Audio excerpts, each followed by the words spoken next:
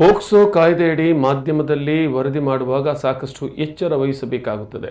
ಪ್ರಕರಣದ ನೊಂದ ಬಾಲಕ ಅಥವಾ ಬಾಲಕಿ ಹೆಸರು, ವಿಳಾಸ ಸಹಿತ ಗುರುತನ್ನು ಮಾಧ್ಯಮಗಳಲ್ಲಿ ಪ್ರಕಟಿಸುವಂತಿಲ್ಲ. ಈ ರೀತಿಯ ತಪ್ಪು ಮಾಡಿದರೆ ಮಾಧ್ಯಮದವರ ಮೇಲೂ ಪ್ರಕರಣ ದಾಖಲಿಸಲು ಈ ಕಾಯ್ದೆ ಸೂಚಿಸುತ್ತದೆ ಎಂದು ಉಡುಪಿ ಜಿಲ್ಲಾ ಮತ್ತು ಸತ್ರ ನ್ಯಾಯಾಲಯ FTSC ನ್ಯಾಯಾಧೀಶ ಶ್ರೀನಿವಾಸ ಸುವರ್ಣ ಹೇಳಿದ್ದಾರೆ. ಉಡುಪಿ ಜಿಲ್ಲಾ ಕಾರ್ಯನಿರತ ಪತ್ರಕರ್ತರ ಸಂಘದ ಆಶ್ರಯದಲ್ಲಿ ಉಡುಪಿ ಪತ್ರಿಕಾ ಭವನದ ಸಮಿತಿಯ ಸಹಯೋಗದಲ್ಲಿ ಉಡುಪಿ ಜಿಲ್ಲೆಯ ಪತ್ರಕರ್ತರಿಗೆ ಮಂಗಳವಾರ ಉಡುಪಿ ಪತ್ರಿಕಾ ಭವನದಲ್ಲಿ ಹಮ್ಮಿಕೊಳ್ಳಲಾದ ಪೋಕ್ಸೋ ಕಾಯ್ದೆ ಮತ್ತು ಮಾಧ್ಯಮ ಕುರಿತ ಕಾರ್ಯಾಗಾರ ಉದ್ಘಾಟಿಸಿ ಅವರು ಮಾತನಾಡುತ್ತಿದ್ದರು.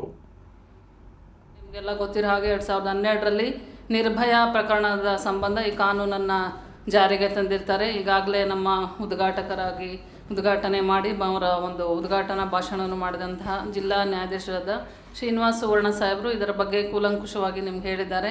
ಇನ್ನೂ ಹೆಚ್ಚಿನ ಮಾಹಿತಿಯನ್ನು ನಮ್ಮ ವಿಶೇಷ ಅಭಿಯೋಜಕರು ನಿಮಗೆಲ್ಲ ತಿಳಿಸ್ಕೊಡ್ತಾರೆ. ನಾನೇ ಹೇಳ್ಬಿಡ್ತೀನಿ ಬಿಡಿ, ಟೈಮ್ ಇಲ್ಲ.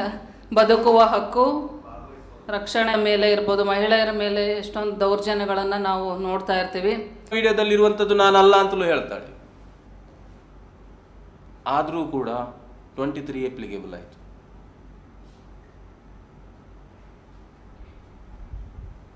ಬಿಕಾಸ್ ಅಲ್ಲಿರುವಂಥದ್ದು ದ ಪ್ರೊಟೆಕ್ಷನ್ ಆಫ್ ಚಿಲ್ಡ್ರನ್ಸ್, ಮಕ್ಕಳು.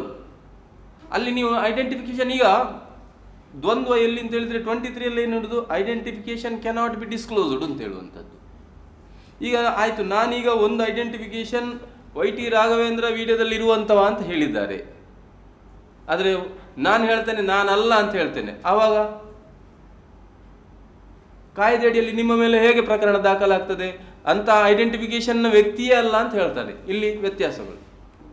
But ಕಾಯ್ದೆಯಡಿಯಲ್ಲಿ the child